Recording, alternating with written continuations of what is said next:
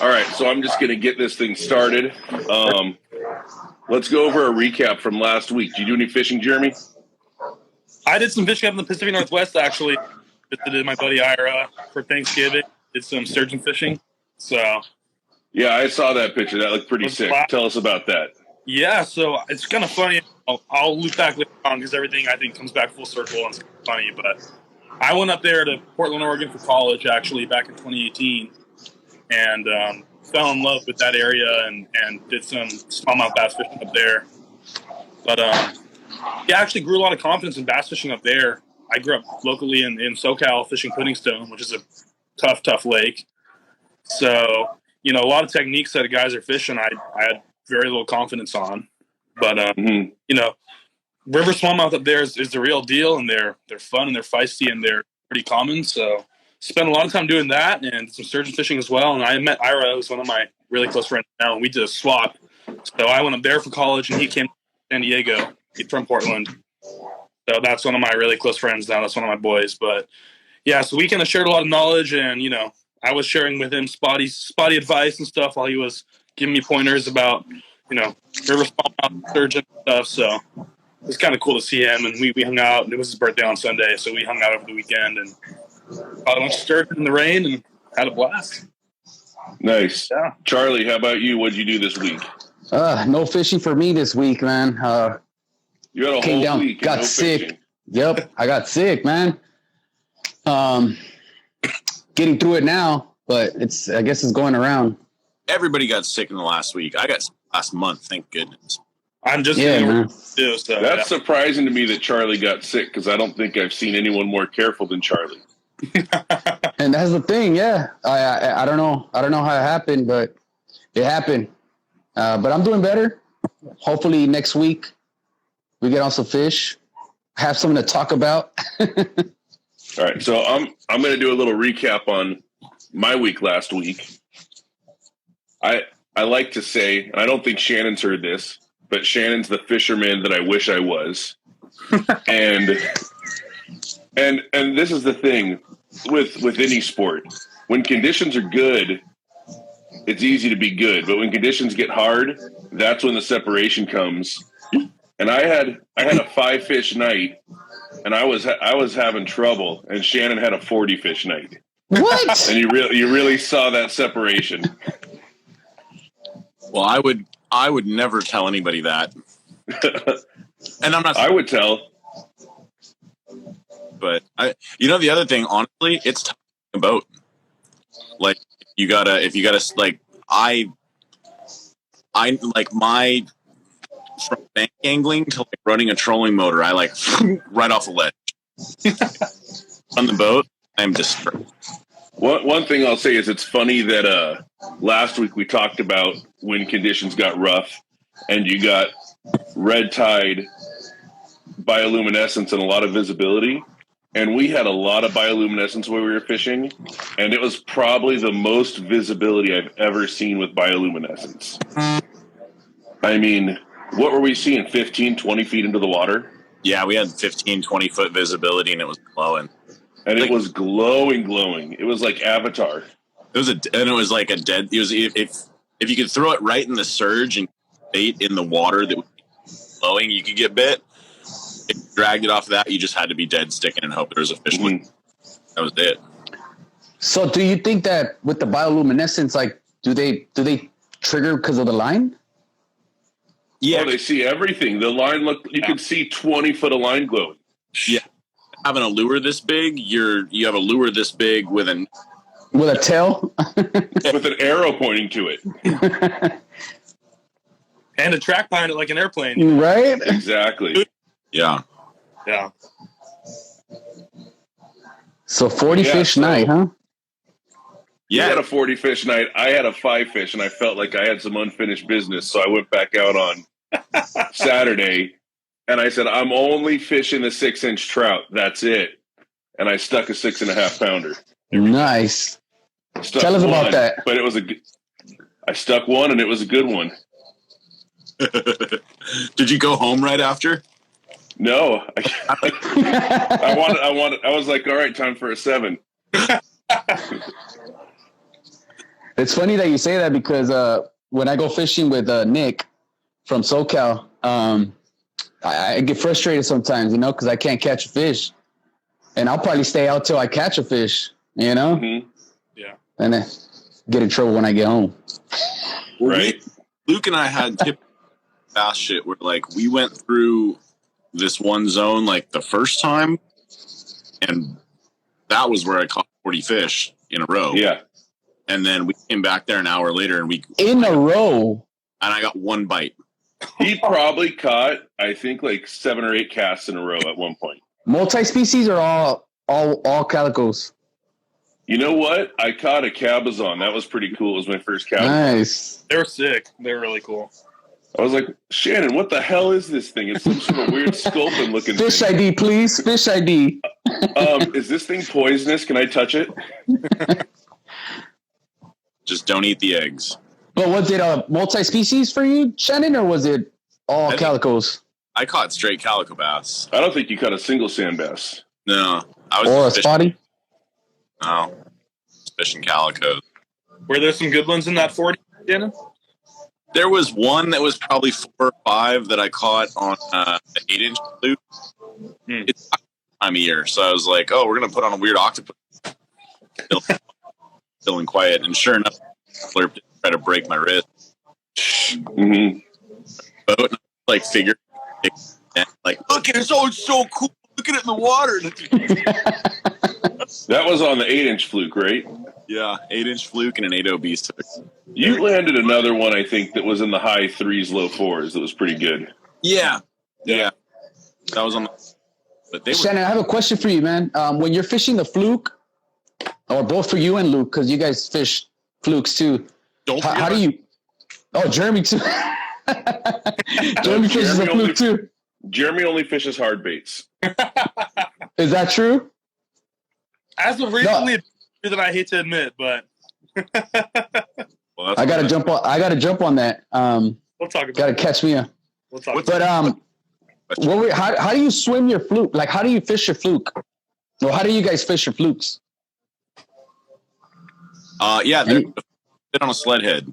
That's 100% true. So basically, me personally, I like that thing falling on a tight line. Like there's not much I can do, like in terms of like twitching it or popping it or swimming it, that's better than that thing coming right down. Hey, here's the wall, and it's just coming down the wall like that on a tight line, doing that. What about you, Luke? Probably in the next week or so, I'm going to make a video on all the different ways that I fish the fluke. I go back and forth between Texas rigging and beast hook. I do both of them. I'll go a little more slack line on a Texas rig because I like the action of it banging back against the weight and the little clack it gets. I'll run a little bead. I'd never fished it on the beast hook until I saw Shannon do it and immediately pull in a 6-pounder. That was the Colorado Blade Flashy Swimmer. Yeah. That big 8-inch fluke on the Colorado Blade Flashy Swimmer. Like, that's the octopus bite, right? When you have a little bit of glow water, the Colorado Blade looks like a disturbed jet. And that, like one smooth handle looks like an octopus. You know how, like, the cruise are like, Yeah. take like one smooth handle, like rocks. I'll just do like little quarter handle turns just to get the thing to hunt. Yeah. There. Dude, that's a beast. That looks big in your hand, Luke. That's because it's a 12-incher. That's a 12. I thought that was the 8-inch. No. The biggest soft. Yeah. But keeping that same fluke and flashy combo, downsize for the bay, like 5 or 6-inch fluke, like a 3. That's my go-to. Oh, absolutely. That's my go-to. Oh, Off the boat, the 6-inch fluke for me does well. That's with the flashy on it. That day that we fished, it was that 5 3/4-inch fluke with the 5.0 flash.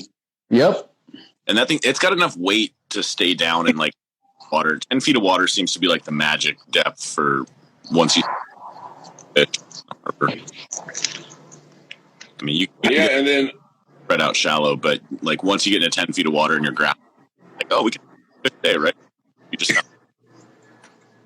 And then if we're in a situation where I haven't had this with calico, but if we're in a situation where the fish want it fast, you could put any of those on a sled head and just burn it, and they get a nice little wiggle in the water. Yeah.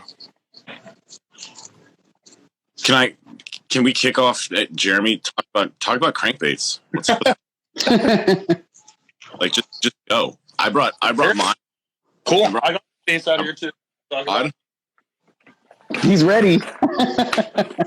I was thinking, going back to, it's kind of funny. I was thinking about this when I was past weekend up in, and like I said earlier about things coming full circle. I really, honed in on the crankbait as a technique I had confidence in fishing for smallmouth.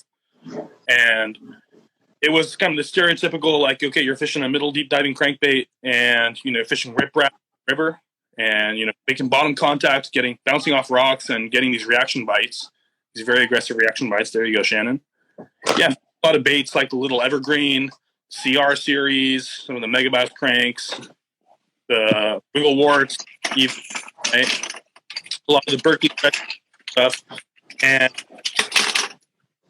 I started realizing and wanted to explore, how can I get bit when I'm not having bottom deflection, because the rivers are so deep a lot of the time and you have such limited bank space.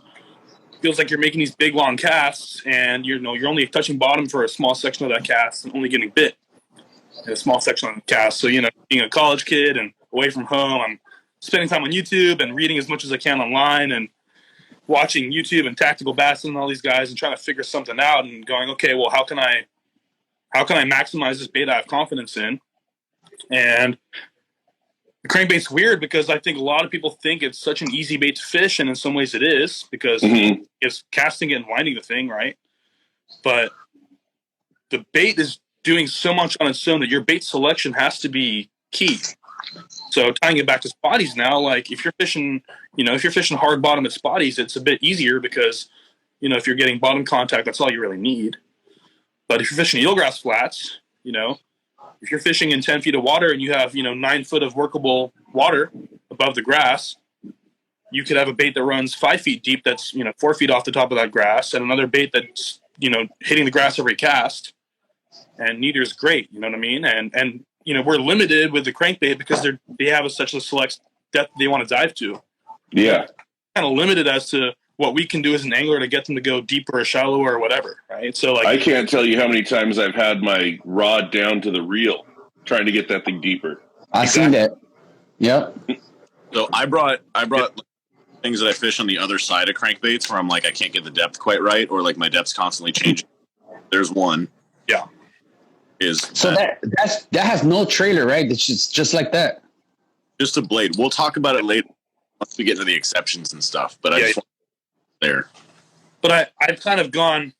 I'm very obsessive with things that I like, and I found confidence with the crankbait on and kind of went all the way in. So I have way too many baits that I care to admit for. But I think it's really interesting because you can have days where you're fishing same stretch of water with a buddy, and you have a minor difference in your baits, whether it's color or sound or dive depth or whatever it is, and you have a lights out bite on one bait and nothing on the other.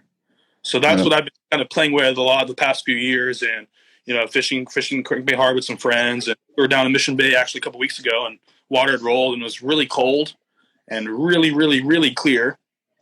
And the first couple of crankbaits I threw, they wouldn't touch at all. But changing up to a half translucent supernatural color that was a silent crankbait or with very little noise was the ticket, and it was lights on from then on out. But fishing that next to a bait with a lot of noise, the difference was clear as day. So I think the crankbait's hard to master because there's all these variables that we have that you might not have with other baits. You have dive depth, you have the color, translucency of the bait, the action of the bait, the noise of the bait, right? All these things. How fast that bait will play. Exactly. Yeah. Yeah, and I think megabass cranks a lot, and part of the reason for that is they're bigger deep divers. Let me grab one. This is the deep 6. So a lot of the guys that fish the megabass cranks know this one. This is their deepest diving before you go to the oversized cranks. But this will get down, call it 20 feet. Realistically, in the bay, you're probably likely to get this down 14 to 15.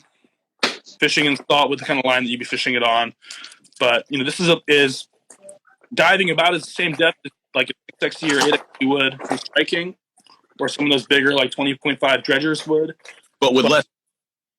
Say that again? That doesn't load the rod like a big Strike King does. Actually, it's a lot, you can see the bill. It's a thinner bill. It's kind of long and slender as opposed to big and round. And the body of the bait itself is actually fairly thin. So it's so much easier to fish all day. It wears you out way less. And you can fish it a lot faster, comfortably.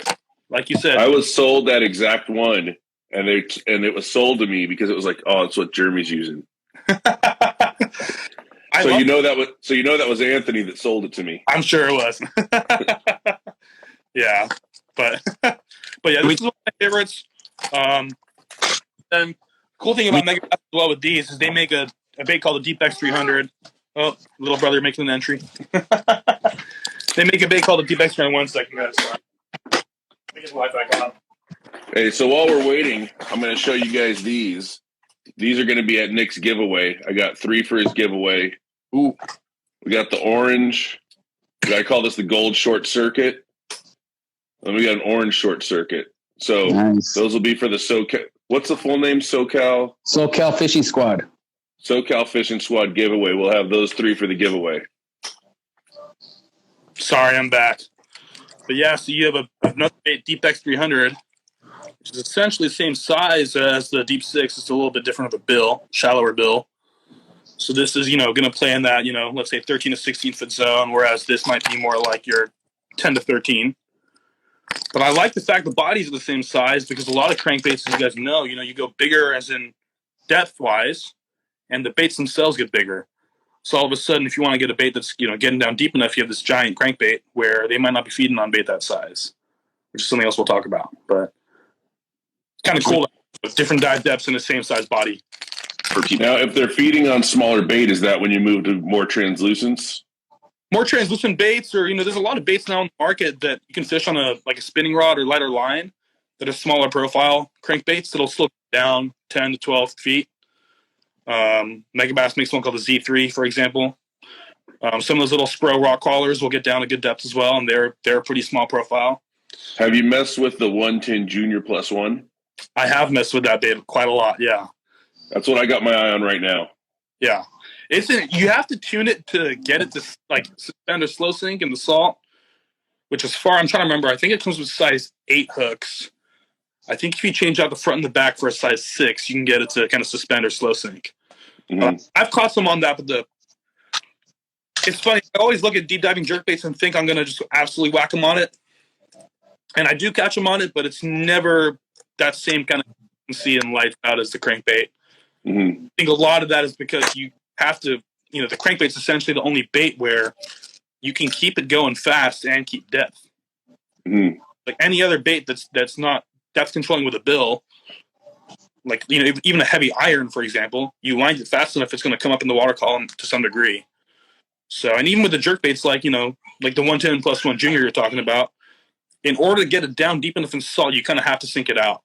So gotcha. I've played with it quite a bit without tuning it, and it just won't get the depth I want, even on 8 pound in the salt. I think that's it's funny. Important to mention about the crankbait, especially talking about pressured fish, is it's the only bait that as it goes faster, it goes down. Mm-hmm. Yeah, at the end of the cast, it comes up, right? There's a period where that I call it, the crank down, where you're kind of wasting time while it's getting down to the. Yeah. Pretty much every single other bait that fish sees, unless somebody's been through there how to fish it, on the retrieve, it's always sloping up. The crankbait's just like. Doo. Now, it's funny that you mentioned going fast because I always feel like I do better on it slow, so I'm always searching for the crankbait that I can burn the slowest and still stays low. Yeah. So it's interesting to hear. I might have to mess with burning it faster. I'll be honest, I've had some of my best days on tough days where you can't seem to get working that thing as fast as I can. And I think that's just, getting a pure reaction strike when they're not actively feeding. I actually remember one of the first times I fished the crankbait hard, I was just kind of messing around, and we were in a skiff and threw it behind the skiff and was trolling it spot to spot on a day that we were hardly catching him, and was thinking, fuck it, what's the worst that can happen? And we're trolling the skiff, one of those round skiffs, full speed, literally full speed, and I caught a few right away, and I was like, oh shit, there's something to this, and then I'm fishing these cranks now on HG or XG gear ratio reels, Shimano, which is non-Shimano people that 7-to-1 or 8-to-1, and a lot of the time you're kind of winding that thing pretty quick or as fast as you can a lot of the time. So yeah, that reaction strike I think is critical, and especially on days when they're not actively feeding, like you said, Luke, when they're actively feeding, keeping a bait down there in the strike zone, keeping it slow is such a good way to get bit. Yeah. Some days where the more aggressive you get with it, that they seem to love that. Getting it caught up in grass and ripping it out like a lipless. Or I've been fishing a lot with the pause. So, burn that thing as fast as you can and then give it a 3 or 4 second pause. Kind of let it sit there and then kind of float up a little bit before you start going again. And there's days when they'll only eat it on the pause and days when, you can wind the thing full speed and the second you stop, they're on it. So now let me ask you this. You do a cast out, you're winding it in, you do your pause. Are you just giving it one pause or are you giving it 5 pauses in the course of a cast? I'll vary it and just kind of do it a little bit of everything if I don't know what's going on. Usually I'm trying to pause, let's say 3-4 times in a cast, and I'll Gotcha. it up. Sometimes I call it like a break in the cadence more than a pause. You're winding and then you might just stop for a quick second and keep on winding. Like literally a split second pause. It's just enough to get that bait to kind of stop and re-get its course. And I've had days when they'll eat it tremendously on like a 5 to 10 second pause, and that's no exaggeration. Letting that thing float up multiple feet in the column. So you're letting it pause and come up a little, and then bringing it back down. Exactly. Yeah. I think one thing that's important on those really short pauses, like I fish a glass rod, and when I'm winding, and I want to pause, I have to actually push the rod at it because the rod tip's loaded, and if you just rod pulls the lure, so instead of lure stopping dead, it does this weird, and then go. So, got you. So you almost bow with it. So what about nighttime cranking? I've done it. Generally a summertime thing for me, or if like guys that are fishing the Wall or Outer Harbor. But places like our local bays, I'm not doing it a ton. I've had times where fishing it in the summer on when the water's warm and the fish are super aggressive, especially if you can have bottom deflection, where it's been really good, but it's not in any way your go-to. Not my go-to usually. Now, what about specifically, because we're coming into it? Yeah. What about winter cranking? I crank year round, and I think wintertime is, wintertime when things generally start to slow down a little bit, it can be one of the most productive baits. And like we're talking about with the speed, it's such a good way to find fish. It might not be the bait that I catch all my fish on, but if I'm trying to cover water and locate fish, it's a great way to pick off a couple in one spot and be like, okay, I can, I know there's some fish here. I can slow down and work through it with a little underspin or a jig or tail spin or something like that.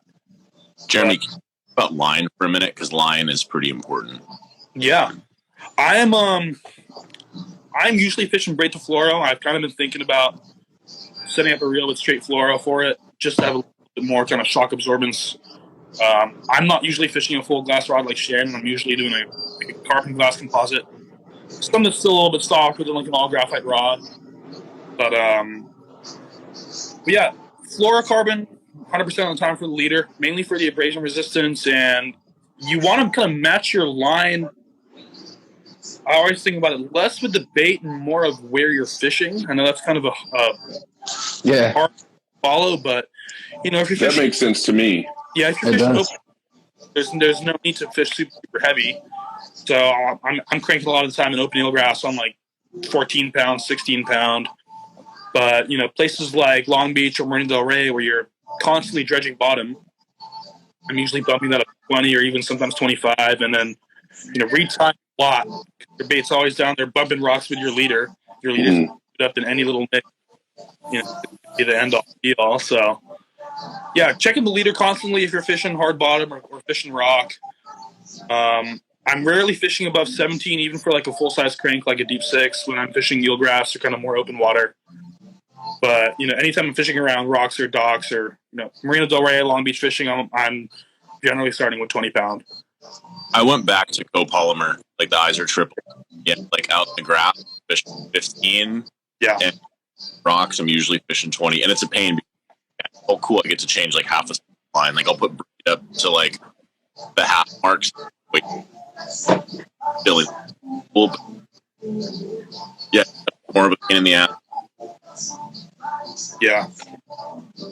And it's one of the like, because I think I'm fishing it so reactively a lot of the time, and especially in eelgrass, if you get fouled up, kind of like fishing for green bass guys fishing a lipless in like hydrilla, kind of want to be able to have a bit more stiffness there and a bit more kind of pulling power, not all stretched, so you can pull that bait, rip that bait out of the grass, and unfoul it up and keep on going, or else you blow a whole cast. Yeah. So that's part of the reason why I kind of like having that little bit less stretch with braid and fluoro, and then I'll crank down my drag a few clicks compared to, I guess, how most guys would fish it, and and have the fish have a little bit more pulling power and give that way, as opposed to that stretch in the line.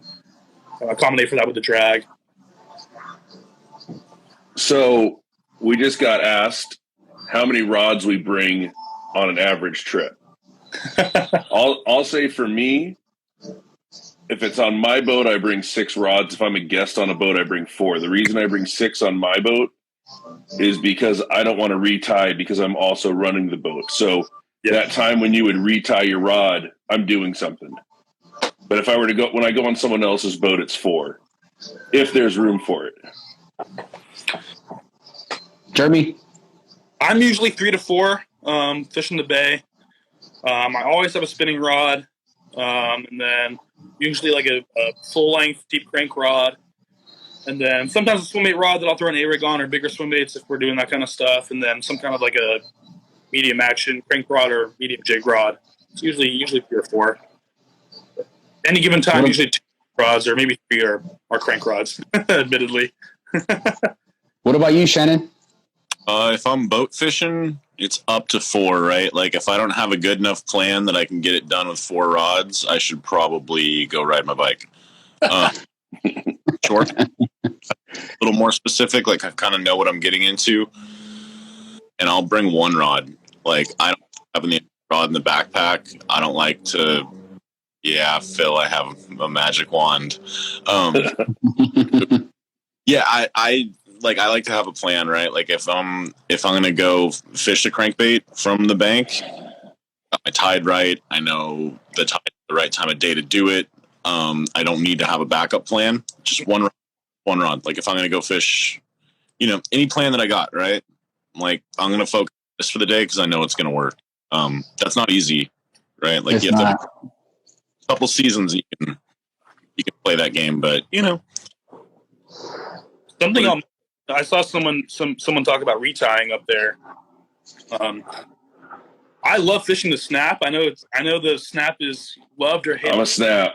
I'm a snap. And well, I started being a snap. I wasn't a snap before.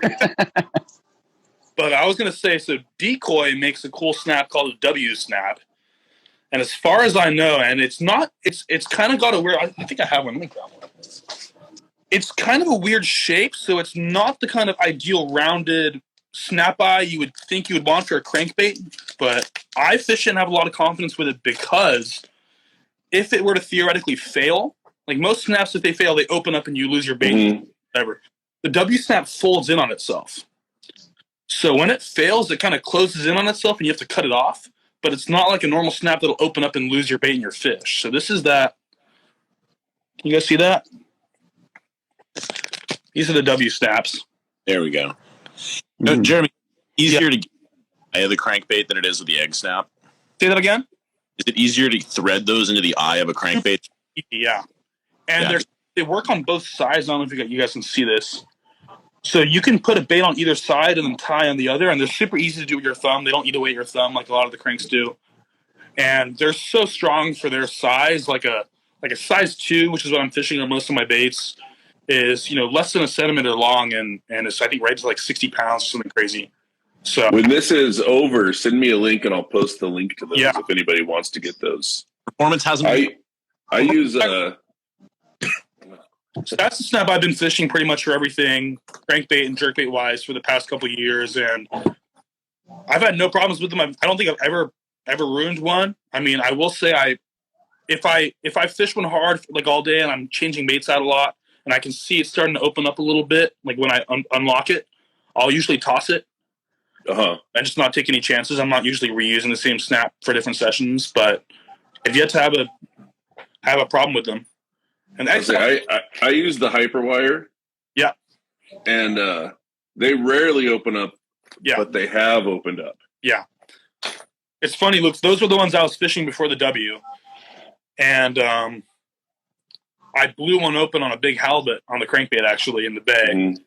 And right at the boat, and I was like, I can't do this anymore. I need to figure something else out. So I went back to straight time with splitting for a while, and then it was actually Shannon. I think it was Mark at Performance that put me on the W snap.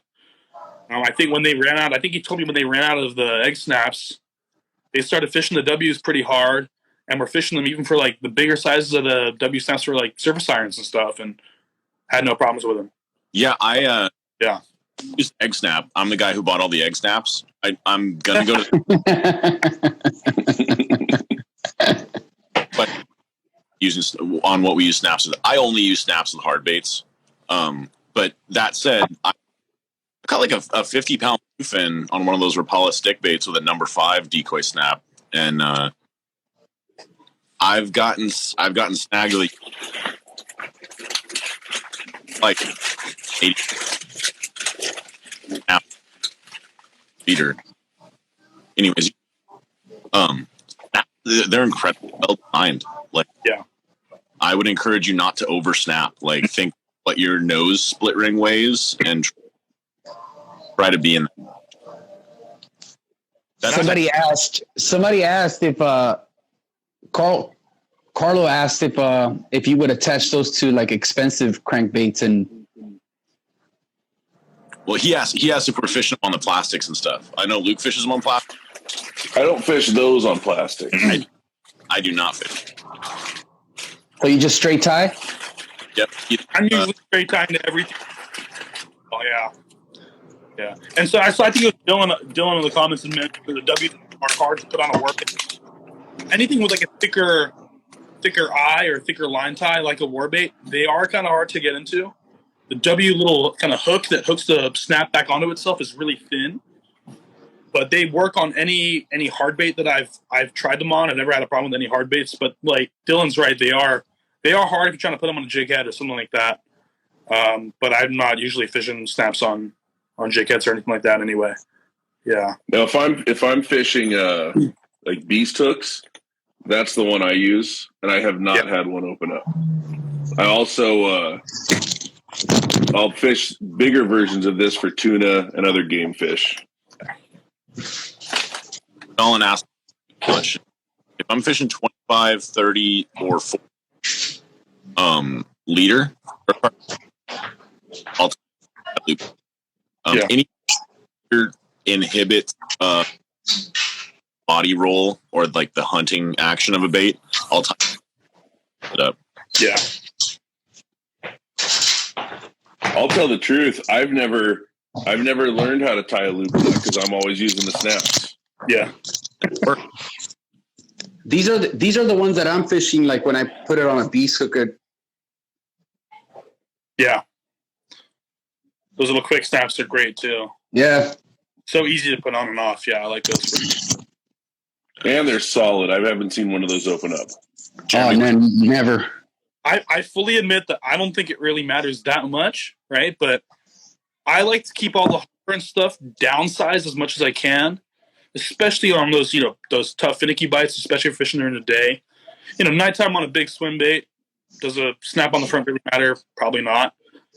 But I like keeping, especially for a hard bait that's tuned to run at a certain weight, trying to keep that extra weight down and the extra hardware down. I try to do. So like, I see a lot of guys as well fishing big, oversized hooks on crankbaits when they're fishing them in the bay. I'm not usually like that. I usually fish the same size hook as stock or even a size down. And I have confidence in it. Everyone has confidence in what they believe, but I think keeping the hardware downsized can't hurt you. If you're worried about pulling power or hook strength, there's so many hooks, hook manufacturers, Owner and Gamakatsu, both of them making 2X or 3X hooks in small sizes. So I'm never worried about bending open hooks even on like a small little size. I really unhooking the fish in my hand. Like when they have one hook this way and the other hook this way, and like the line's all wrapped around them. Like, what's up? Yeah. Yeah. I'm by like the throat and just like pop it out, and then like I break like the ST46s. Yeah, but that's 3 or 4 fish. They fatigue and then they just break a tine. I know the ones that the Megabass 110 come with. That's one and done. Yeah. Oh yeah, those are criminal. I will tell you a hack with the 110, Luke, and that ties into my favorite crank hook. So Gamakatsu makes these guys. These are the G finesse treble, and they make 2 different gauges. So they make them in the tournament grade, which is like a regular wire or like a 1X. And then this guy, I don't know if you can see up here if it'll focus. Above where it says size 4, it says, what does it say? It says short shank treble MH. Maybe that's showing. Is that showing backwards on your guys' screen? Yeah, it's backwards. Yeah. Okay. I think we'll survive though.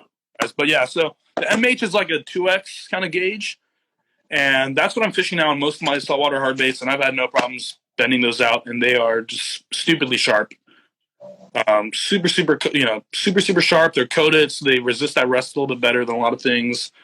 I'm not usually breaking them. But they make that MH, that 2X gauge, all the way down to like a size 6. And everything in between 4s and 5s and 3s, which is nice to have. So I like having those in between sizes for some of those, weird baits that you get that pain in the ass where 6 looks too small and a 4 looks too big, and you're like, God damn it, what do I do? But yeah. So but going back to the 110, so the size, the Gamakatsus run a little small. So like the size 5 regular wire is the closest thing weight-wise stock hook on a wire. So if you're trying to change out your hooks on a 110 but keep the balance for those guys that are fishing and not turn it into a sinking bait, the size 5 in those regular wire G finesse is the way to go. So we got a couple of questions here. We got Ethan says it's worse than your finger. Yeah, I was there when he did that. Phil says the worst part is when you're entangled and you accidentally touch tips. Phil, it's only as bad as you make it. That's all a preference thing. Just don't be so suburban about it. We got Carlos. I have a 6-7-2 ratio. I notice it takes a minute to bring in a spotty, usually bigger size ones. My drag is tightened. What else could it be? Yeah, that's just enjoy the fight. Exactly. Yes. Right? Like once you get them up and out of their home and you're not worried about them digging, just enjoy the fight. Like they're I'm also going to say on Saturday, we had my buddy Enrique out with us, and it was his first time fishing artificial. And he would hook up and just start burning. And hey, slow down. We want to get him in. You go too fast, you'll rip it right out of its mouth. So, we're not on the East Coast where a shark's going to come and eat your fish real quick. Yeah. Take a minute, get him to the boat the right way. That's how I was with my first crank fish. Off your boat, Luke. I was like, I'm trying to get it in. But that doesn't mean that if they're running towards you and you're slack, Crank. Yeah, exactly. Yeah. Love you too, Phil. It's good to see you on here.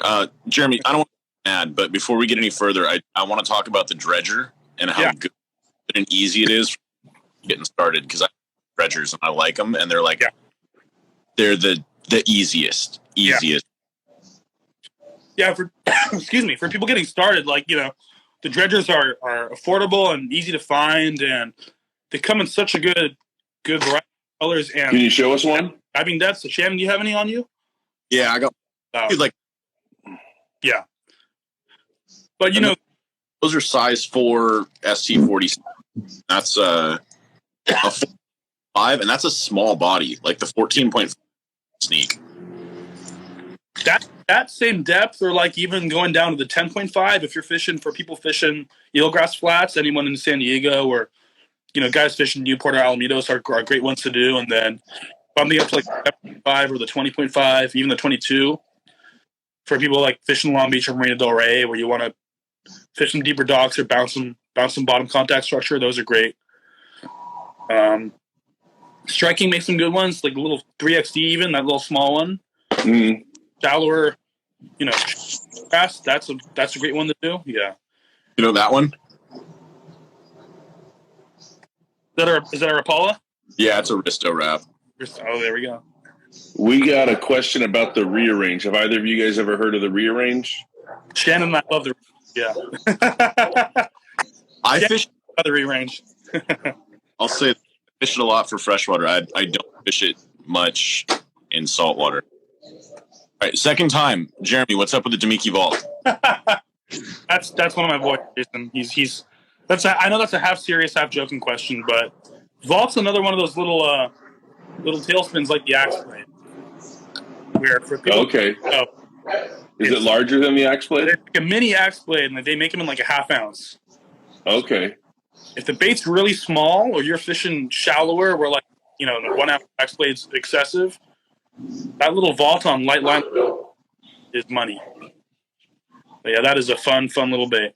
So now might be a time to talk about this thing that's been around for years. Yeah. But that's, like, I hate to say it's the same idea, but it's like, but with a much bigger profile, and it has a ridiculously excellent hookup percentage because it's like the fish just comes here, folds the blade, and there's nothing but hook. So, and it's just something you can do yourself with stuff you probably already have in your tackle box. Yeah, and better. There's nothing wrong with the Warbaits version, but this has a wired skirt, like wire holding that on. Got a keeper. You got to have to kind of tune these things. If this falls down into the bottom, like everybody wants to run it in line like that, it doesn't work because a blade wants to go up all the time. The blade's got to be in the top of the bend of the hook. Every time you catch a fish, it'll. Oh, interesting. But you got to tune that. So basically, that. Yeah. Other than that, if you're in an area and you're getting them, but you're having trouble like keeping depth consistent, you just keep changing baits, like give it a shot. You know what I mean? Because how are you swimming? How are you fishing that?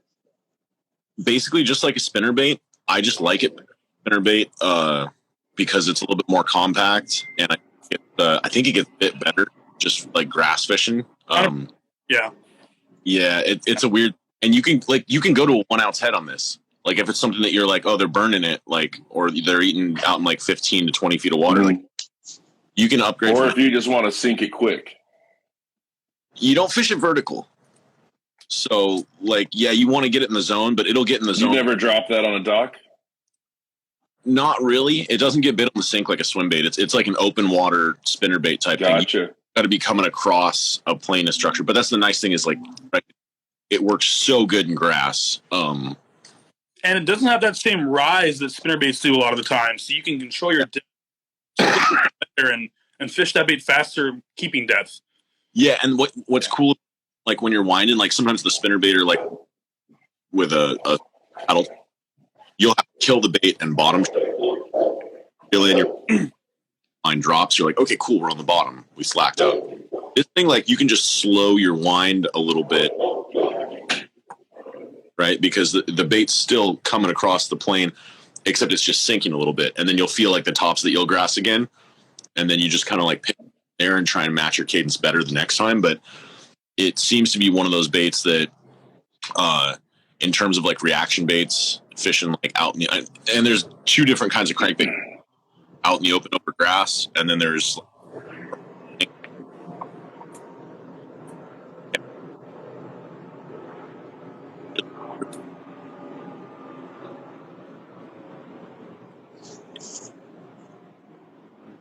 Shannon, I don't know if you cut out there for everybody, if that was just on my end, but I lost. No, it's cut out for everybody. Yeah. Oh, yeah. I just told the secret. I'm not sure what's going on, but I know you got to do that. No, I was crankbait fishing. There's crankbait fishing out in the open. Yeah. And then there's crankbait fishing that's more structure oriented, like fishing down a rocky seawall, or like burning it up to a piling, or like trying to get the crankbait someplace where it's in an ambush point, as opposed to just using it as a wide open search bait on a flat with consistent depth and consistent structure. Yeah. So we got a question about what type of spinnerbait you like to use around riprap. I don't really fish spinnerbait around riprap. I mean, like I get that. There are a couple really good options for saltwater spinnerbaits, and I think like they're in that 3/4 to 1 ounce range because like talking about like, and what I was talking about tuning that little guy is blades rise, right? Like a blade is always going to yeah, the Reeb stuff super good. As much as I hate to say it, I have no brand loyalty with spinnerbaits as long as the wire is not great. Now, heads 3/4 to 1 ounce. I always say fuck Z-Man, but they got a spinnerbait I really like. I fish putting one little guy. This is a little mega bass, but I was drawn to these because they're small. I mean, this is pretty much fitting the palm of my hand, but this is a 3/4 ounce. Mm-hmm. So I like the idea of having that smaller profile, still in the heavy weight, and great colors, double willow, Colorado willow, all the blade combos, and then they have this kind of cool skirt. I don't know if you guys can see that, where you have these bigger strings down at the bottom below the main skirt. So they kind of designed that so you can fish it without a swim bait trailer and have a secondary action behind the skirt. So this is, I'm not fishing the spinnerbait a ton, but I like this one as a compact bait that's still heavy. Yeah. So I occasionally fish the spinnerbait in riprap, and I've got a couple lighter ones I like to use. This is a 3/8, and funny enough, it's actually a Guggen Squad. And what I'm looking for in a lighter one is I want to be able to bend the blades really easily with my hand. Like, without much pressure, I just bent that blade. I'm going to have to straighten it back out. But when you have the blade that light, you can fish these really slow in the riprap, and the blades don't just go dead. They keep their action going. And also, to account for it being a lighter weight, I throw a decent-sized trailer on there so I could throw it out further. Yeah. And that works decent in the riprap because you could bang this around a little without it getting caught up because it's basically a big, giant weed guard. Yeah. Chatterbait, right? This is the Z-Man Freedom CFL. It's actually got a weird little wire in the back of the head so you can change the hook. So on here, I've got this cool friction-coated hook that Jeremy actually gave me with a fluke, and then half ounce. But you basically take a hook, place it with whatever you want, because that's the thing is like chatterbaits are kind of tough for eelgrass. Better than like the stuff. But I've been catching bay bass on it. So Freedom CFL, yeah, Phil. I've got that same Z-Man one with the weed guard hooked up on a big creature, and then you can even go the other direction with it. And I got that same one on a big giant fluke for when I'm out for bigger calicos, because it is a 3/4 ounce head and it does get down. Yeah, but that thing is, this is not a fixed hook. You can change the hook on this. Oh, that's the swing head. Yeah. Gotcha. So, I like that. Jeremy, do you remember when we catching them in outer on the chatterbait? I do. So that was a great. I don't mean to interrupt. I saw a comment a little ways ago about that was great. This is one. They are hard to get if you're not buying from like a JDM tackle importer. Tackle warehouses have them once in a while. Hookup Tackle has them. You can get them on any of the JDM sites, but there's another one. This is a great one. They have a couple different sizes, dive depths. Here's it compared to a deep 6, just for a size comparison, so quite a bit smaller. And the thing I like about this bait is very, very little noise. I don't know if you guys can hear that, but it's pretty much a silent bait. It's got one little fixed tungsten ball that kind of vibrates in place. It's kind of like a very subtle one knocker, but this is the one I was fishing a couple weeks ago when it was hard to get bit on most other baits, and I had to go super natural and quiet. This is the exact bait right there. So it's a little EXDR by OSP. Dynamite option, and like I said, a lot smaller, like a deep 6, but still getting in that 10 to 13 foot dive depths on like 14, 15 pound line. So Carlos just asked, he said, I've only been doing artificial fishing for the past couple months. I was killing it in the summer. Winter came and slowed down bad, but I still see others catching. I use Kitech swim baits. Any tips? So I'm going to go ahead and say my first tip, and I saw a couple people already wrote this in, is slow down. And then another one was when you think you're going slow enough, go even slower. Slower. I will go painfully slow. I'll sometimes just do the littlest pop, and then I'll count to 10 in my head before I pop it again. Sometimes I'll count to 10 and go, let me just give it another couple. And sometimes it's as you're getting ready to pop it after the 10 count that you get hit. Yeah, I'd say to that person, learn to fish the jig. Yeah. And when you learn to fish a jig, try the dark sleeper. So jig with a creature bait trailer, like a craw type. I was just going to say I go craw in the winter. Yeah. Luke's right. You can fish that thing slow. You can also swim it, right? Like you can slow swim it. Anything from basically a dead stick presentation to like popping it, pitching it, and getting bit on the sink. Learn to fish creature bait. There's a couple different ways to rig a creature bait for well bay bass, and they're going to be kind of coming into their own as soon as we pass solstice. And we talked about this last week, but just in case Carlos wasn't here, when you're fishing a dark sleeper and you pause it, this tail is still moving in the current because of the way it sits. And you can go really, really small with your dark sleeper. You can go ridiculously small. That's cute. And the dark sleeper, the small one, that you can see the tail just moving when I'm holding it here. How does that look in your hand, Luke? I couldn't put it on my hand because you couldn't see it. Micro.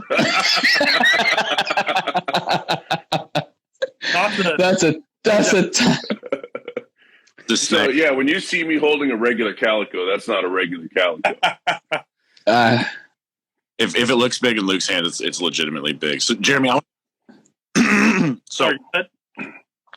wanted to ask you, given how we were catching them at one time on the chatterbait out deep, I got these guys 3/4 ounce lipless, and I want to know if anybody's ever caught saltwater bass decent on the lipless, because I think I can get out in like 40 feet of water and just rip it off the bottom. Because here's the thing about the Yozuri, is the Yozuri swims on the way down. So liplesses that are just grass liplesses, like they're swimming doing this stuff, like and then stop, they're kind of a potato chip. This thing does some cool stuff. Like it actually swims on the way down and it does circles. So you think we can 30, 40 feet of water at the base of the wall like we were doing and just like... I think that would work. I've caught a couple on the lipless. I've never had anything super consistent, but I haven't really been fishing outer harbor with it. So it's not... I was going to say, same thing here. Yeah. I tend to lose a lot of them too. I was also... Shannon, can you do the action again? I was going to also answer or add to Carlos's question about winter months. Nighttime fishing for me in the wintertime has always been a go-to. I mean, partially with the shorter day, obviously, but I think some of the best bites happen at night, especially in the wintertime. I will also fish with scent quite a lot in the wintertime when I usually wouldn't be that painstakingly determined to get a bite in the summer. And if you're fishing like daytime in eelgrass flats, if it's not a crankbait, I'm not something with a blade, I'm usually not fishing it. So underspin, tailspin especially. I've had some amazing days fishing in the wintertime with a tailspin. Crankbait as well. And those latter two, the crankbait and tailspin, are such good ways to cover water, I think, year round, that if you get to if you're new to this day and you kind of want to try to pick it apart or try to find fish before you going mistakenly so big, those would kind of be my wait. Axe blade's still my favorite tailspin. The Jiparas are soft as well, but yeah. When I'm slowing down, a lot of times I'll go with the little Dallin slugs with a tailspin. Yeah. And it's deadly because it'll sit there doing its thing. People don't talk about it well, but like a drop shot creature bait around docks especially gets... Just saying. Especially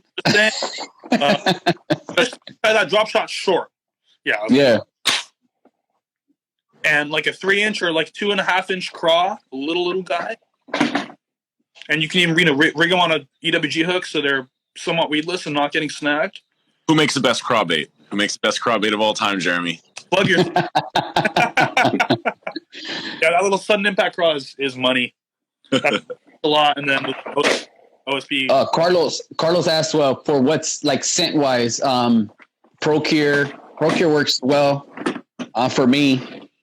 Yeah. Butt sauce. Magic concoction that he carries in the Ziploc bag. I don't know what it is. Who's that? Shannon special sauce. Yeah, I seen that before. Yeah, Shannon, Do tell. Your Ziploc special sauce. Is this one? Oh. Hot sauce? Yeah. Yeah. All right. So if you're dead sticking that, is the claw really like they float? Oh yeah.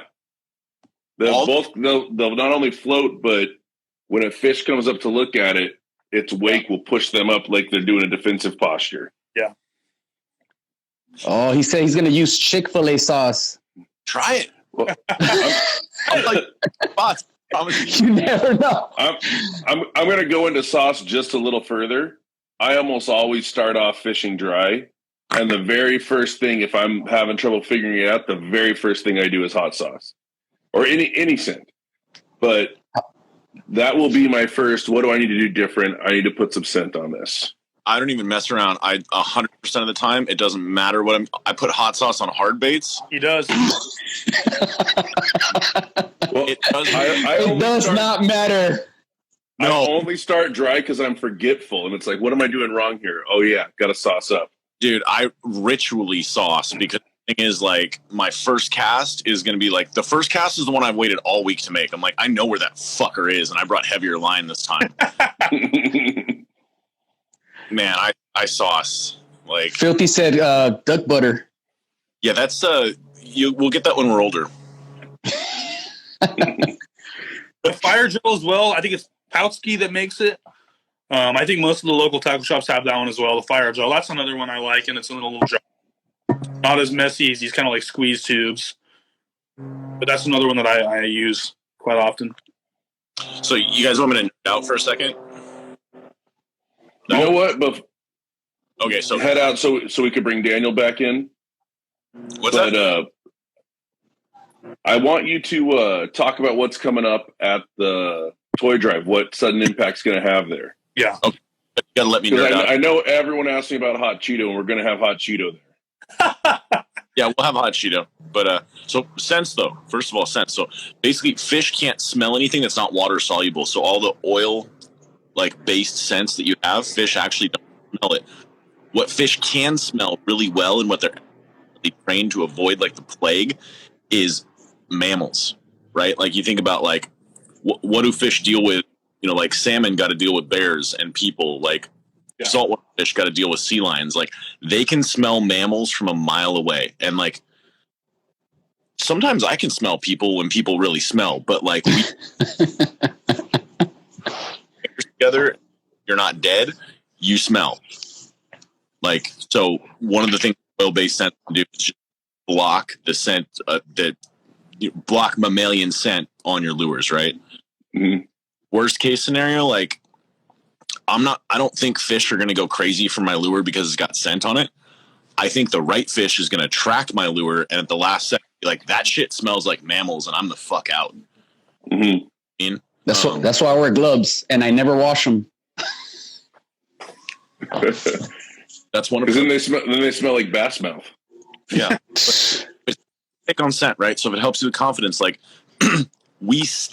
people fucking stink to fish. So, anyways, last week I was fishing with Shannon. He's holding the calico, rubbing the lure all over the calico. yeah. I was telling Luke, one of my favorite jokes is people are like, "What's your favorite scent?" And I'm like, "Self." It's just hard to get.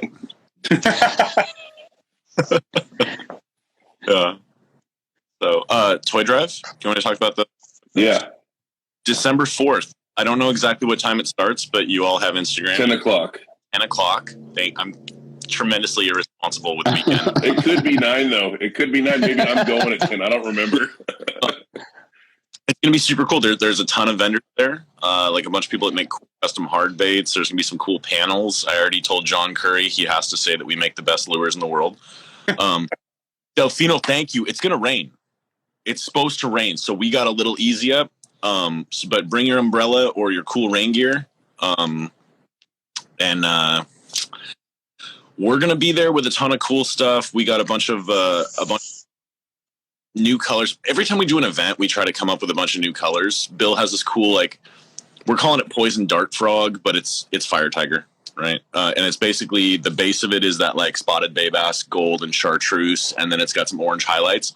The thought being, right, every single swim bait angler or anybody else going down the bank has, flash carp or trout. And what we found out about the Garibaldi gill is like, hey, if you got bedfish and everybody's throwing white or chartreuse at them, and you throw this horrible orange bluegill at them, guess what they haven't seen? So we did a funky color on purpose, strategically.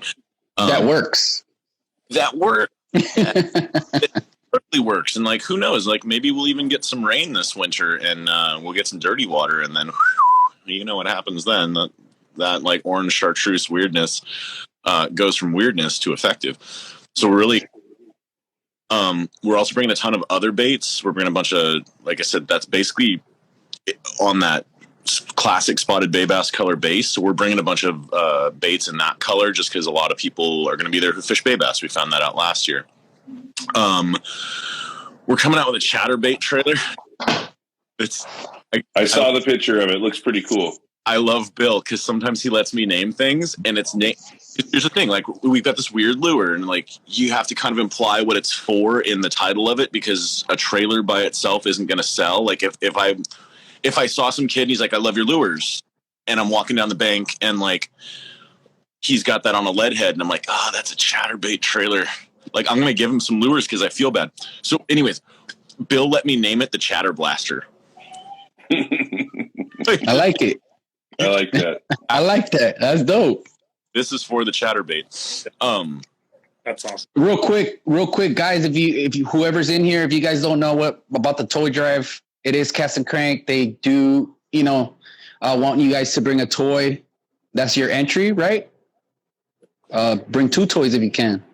$10 minimum value and something packaged, right? Just like $10 value plus. And don't bring your toys that you have in your toy box, your kid's toy box. A brand new toy, guys. Seriously. We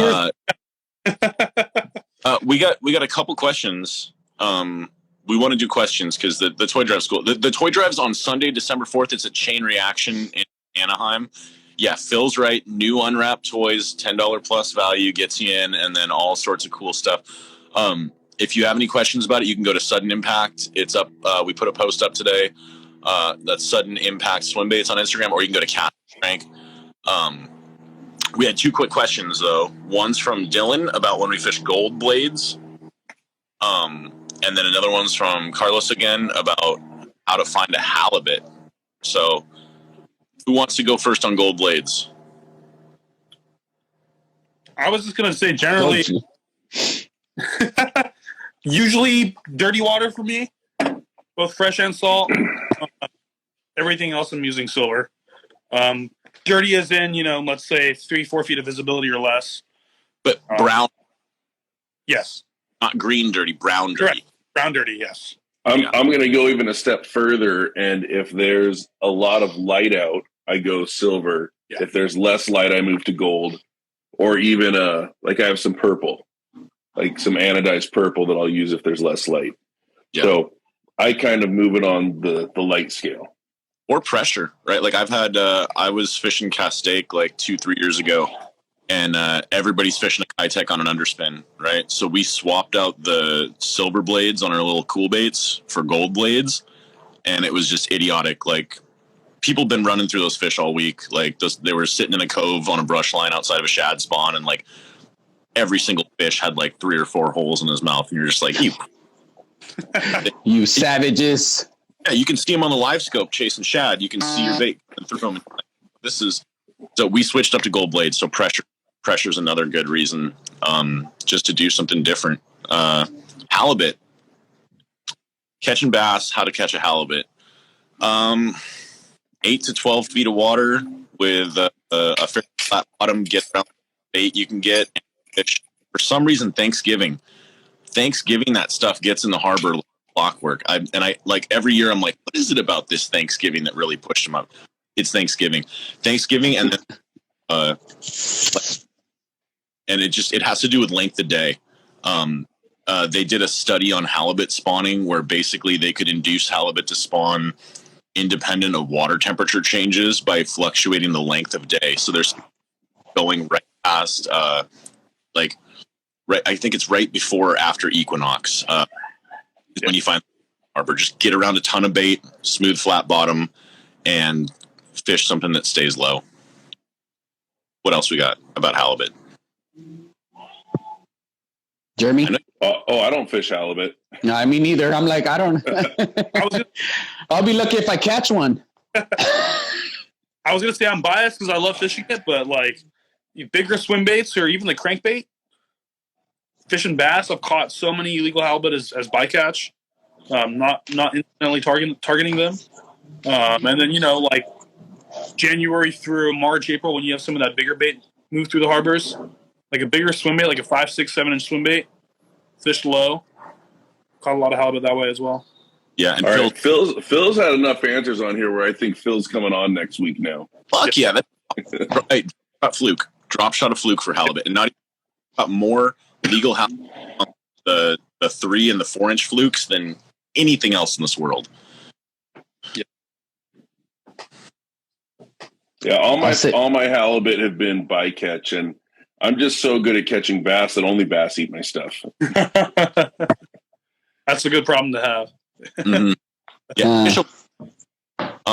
Here's the thing, right? If we're giving any advice about halibut, when you hook a fish and you think it's a halibut, back your drag off. It won't do bad stuff and get into stuff. What it will do is you'll reel it all the way to your feet and realize it's a 15-pound fucking halibut, and then it's going to lose its mind the moment it realizes it's in 6 inches of water and slap like a giant tail and take off, and you're going to be sitting there with your drag set like you're fishing bass. So the moment that's how I lost my biggest halibut. It like clockwork. Right at a dock in San Pedro. And Dylan's how big? How did you see it? It was easily as big as one of my hands. No, it was definitely legal size. So it was in the mid-20s. If you hook something that feels like grass and you're not around grass and it's not fighting, just play it safe. You don't know. Yeah. Just keep reeling. Take a couple times. So yep. No, this thing was fighting the whole time. I thought I had a world record spotty. Yeah. They pull hard or they don't pull at all. It's one of the two. Yeah. Yeah. Thank you, Sergio. Can I, I'm going to exit and rejoin because I'm not seeing any of the comments anymore. I'm not sure why. But yeah, I'm going to jump out and jump back in, okay? I'm right. All right. All right, now that he's gone, here's what's up. Let me re-invite him real quick. You guys have to talk.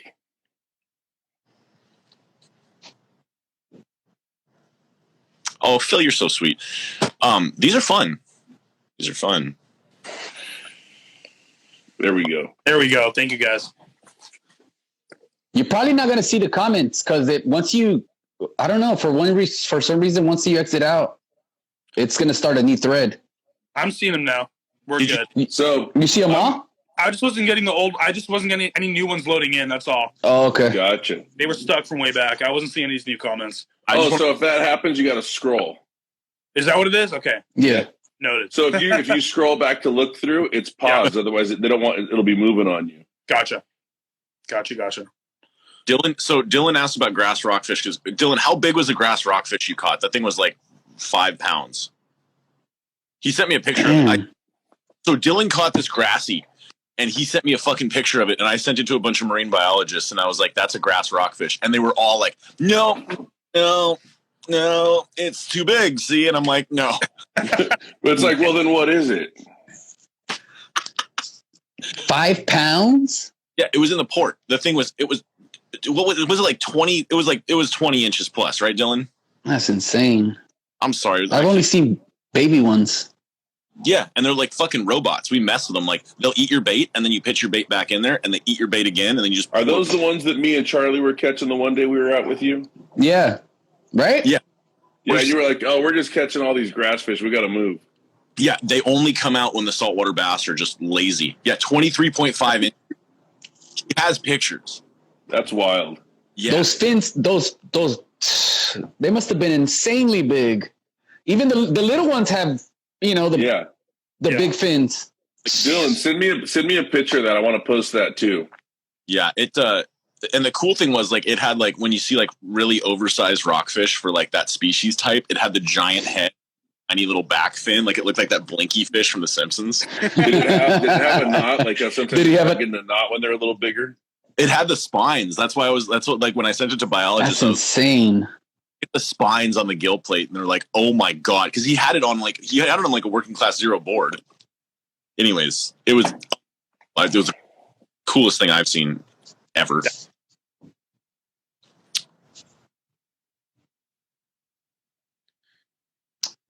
All right. You get that broomstill grouper that Lane caught a few weeks back? That thing was the coolest thing I've ever seen. That was awesome. Yeah. Like there was one of those like SBS or whatever tournaments, and like somebody fish like same size. It could have been the same one, right? Like same size, same spot on an A rig. Yeah. And it's just too fucking cool. The miracle, like that thing probably bites twice a week. It's only 2 people have ever. Yeah. Testament to fishing the right gear, I guess, right? Yeah. Or being confident with what you're fishing. Well, that's also one of those reasons why I don't want to go out there with 15-pound line. You make a good point. Yeah. Or at least know the structure where you're fishing if you can. Mm-hmm. And have extra leader on you if you need it, Well, no, I've just broken off too many good fish on 15-pound line. I don't go below 20 now. Yeah. It's funny. I'll fish like 10-pound on the spinning rod on little hard baits, fishing the bay, little crankbaits, fishing eelgrass. But second I'm around, dock pilings or rock, that 10 pounds long gone and put far away. Yeah. When's the next time someone's going to hit the harbor? I think we all hit the harbor on and off. It doesn't ever go longer than a week or two. Yeah. I fish 6 days a month. That's it. Days fish. That's it. So it's scheduled. Or after the toy drive. Gonna take the day off, so we'll see. Daniel's going to be hitting the harbor tomorrow morning. He always hits the harbor. Yes. He lives in the harbor. Actually, let's bring him. I'll jump off real quick so he could come on. All right. Cool. I'll be on the chat. All right, cool. I'm going to invite him on right now. You guys talk amongst yourselves. Always. It was great seeing you guys, Jeremy. It was great seeing you, Charlie, brother. All righty, man. Did you want to add anything else on the crankbait, Shannon? Since we were talking about it earlier, I was doing a lot of blabbering. No, that's perfect. I just want to talk about the dredgers because they're like easy for folks. They're easy to get. They're easy to gauge depth. They're like they actually do run to those depths. They get down quick. You can fish the factory hardware long enough to learn you shouldn't do that. Oh my god. Sorry, I've been painting the Ned rigs while you guys were talking. It's cool. I have a bunch of colors that I'm, I want to try out for those little firework Neds that I'm working on. Those are gonna be cool. Yeah. You got anything to show us? Anything you're working on? So, like I said, I'm working on those firework Neds. I like having the head accented, along with what's going to happen is going to be that green pumpkin skirt with the color of the head accented in it. So I don't have any with me, but if you look on my page, you can see the orange. They have the orange head, green pumpkin, and orange skirt, and I want to do that across a handful of colors to where purple accented with the green pumpkin, which is a solid color, Want to do yellow with the green pumpkin, pink, chartreuse, and orange. Probably a black, and then kind of have those the staple colors because green pumpkin is a solid color all around. Freshwater, saltwater, shallow. You can kind of make it pop if you want to use a yellow or a pink or an orange, but you can also go to purple or black and so on if you want to go darker too. I'm working with Deeks jigs, so all I have right now is the 1/4 ounce and the 3/8 ounce, which is usually all that I fish. But I will have to say I'm excited because once I get these up and running, I'm actually going to be selling the blades with them so that you can add them in as a tailspin, or you can turn the firework Ned rig into that bladed jig that Shannon was talking about earlier. So what's cool is it's a really small blade, so you still get that action as the 3/4 or the ounce like Shannon was talking about, but it's just in a smaller package.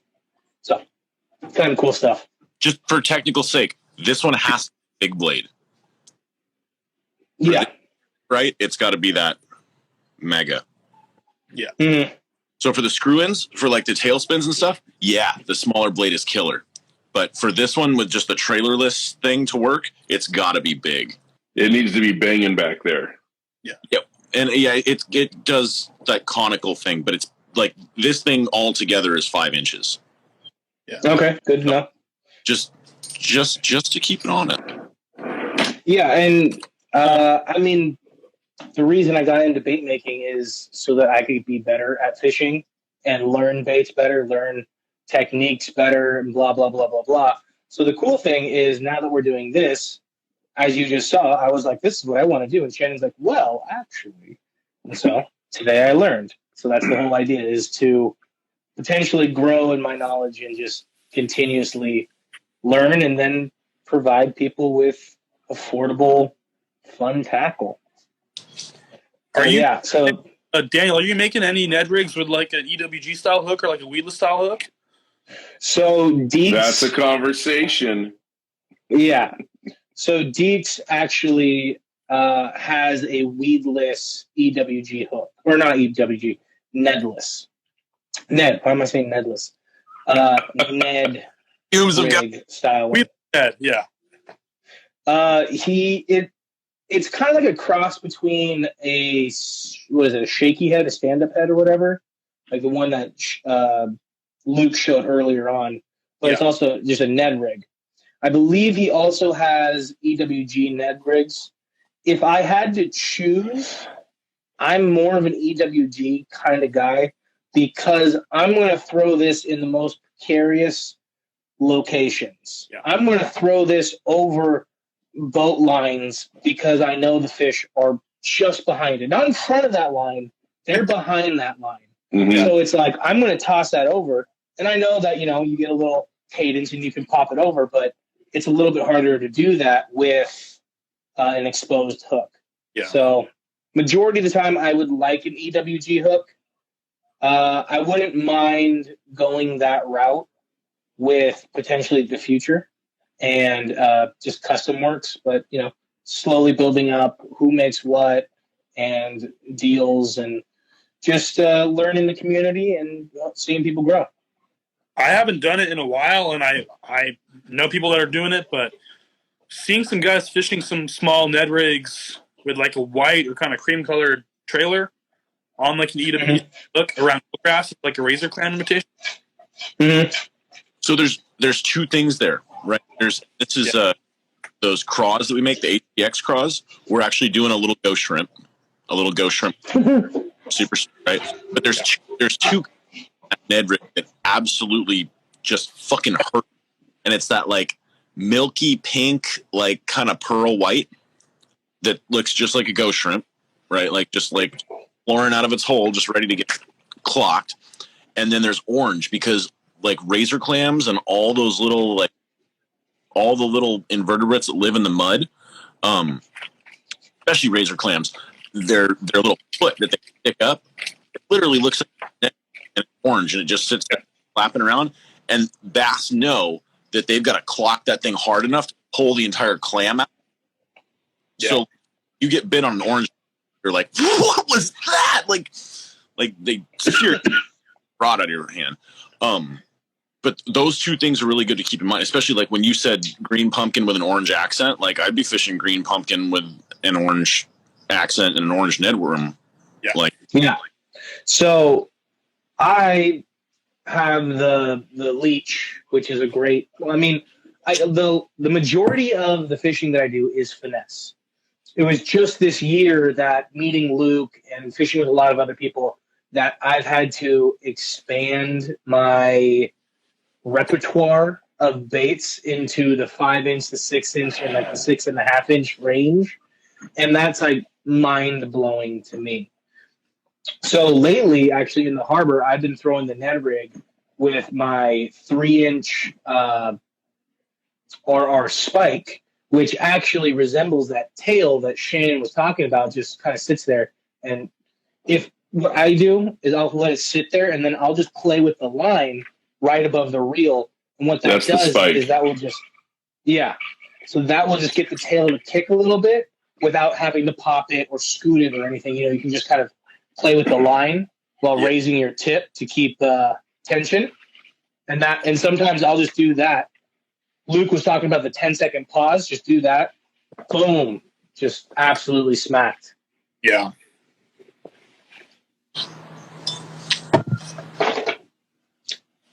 Yeah, changes in cadence, like going from really quick to a long pause, or like you were saying, dead sticking the bait and then shaking the line to give it some action and then a quick pop or something.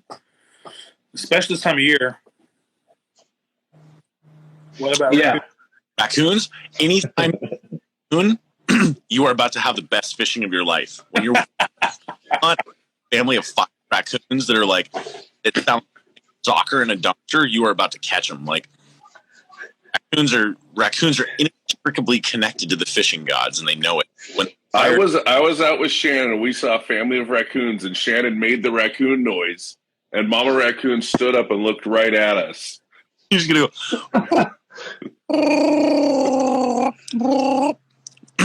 I learned that from the. That's basically a smaller Chewbacca right there. Yeah, but Mama Raccoon knew though. She looked right at us like, "Oh, you guys." Yeah, no. Shannon insulted that raccoon. He probably said something, I can't repeat on here. I told her she looked beautiful in the moonlight.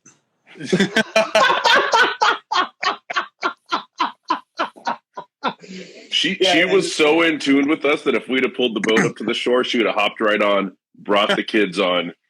Yep. Yeah, started shaking hands and all that stuff. If I'm in the park and there's like a family of raccoons in the reeds and I start just doing that shit, just like start small, they will come out and they'll stand like, and I'm not talking about like I don't want a pet raccoon. I don't need like raccoons to come to me, but like they'll walk. I need that. They'll get like 5 feet from me and just like sit there and stand on their little paws and be, what is fuck you, I want a raccoon. Also, I think they're illegal to own in California. Don't be that guy. Don't be that guy. I just said the rules. I didn't say you had to follow them. Are you going to tell me about where I can't fish next? What? Next, you're going to be like, oh, you can't fish there. Oh, yeah. Me of all people. You can't fish there and you can't have raccoons. Have you guys seen the video of the raccoon trying to wash cotton candy? Yeah. I love it. That's paycheck. Yeah.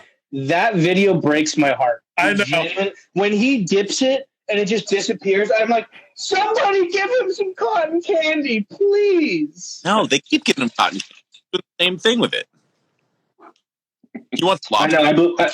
I believe raccoons are the only, this is probably horribly wrong, but the only animal to actually wash their food or wash their hands before eating. So somebody fact check me on that one. People don't fucking do it.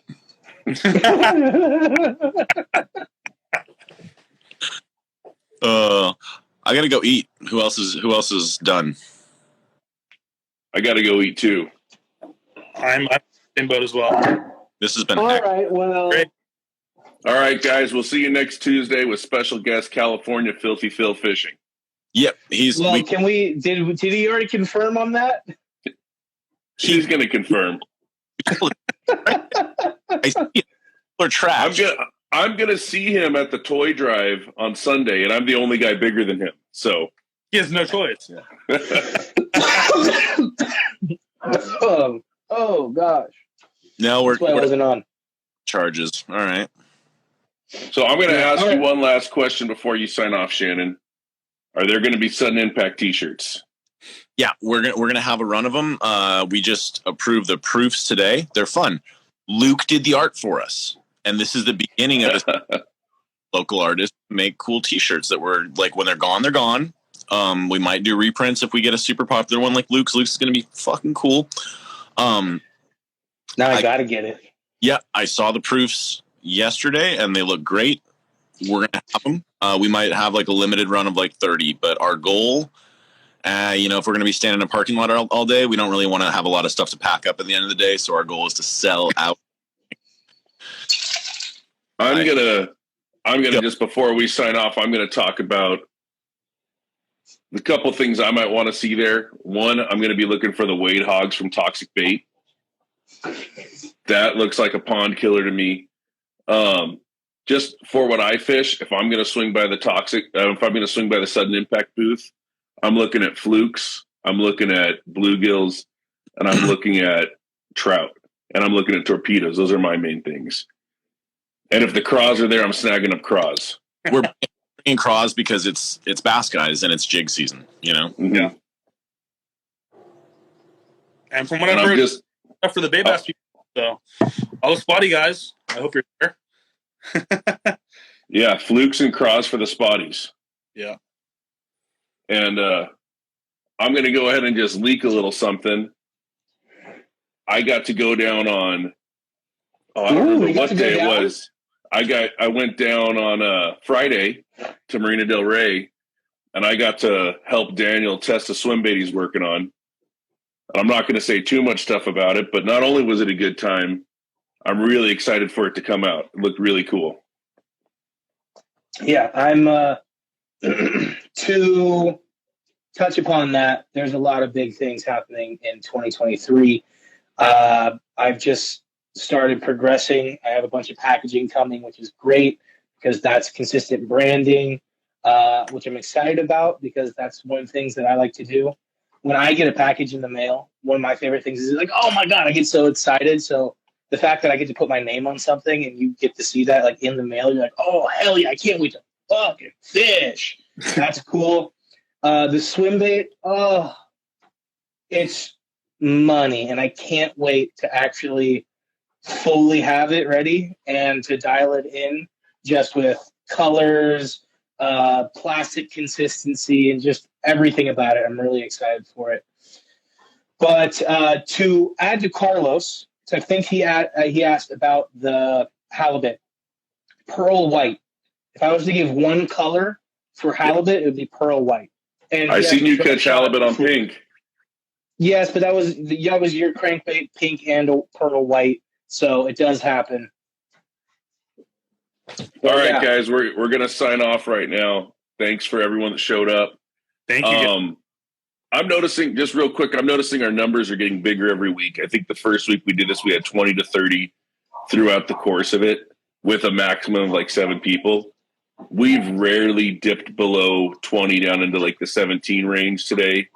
I'm pretty sure our last one was our biggest so far. We had 120 overall, and I'm pretty sure we're going to beat that today. So all of you who stuck around, thank you very much.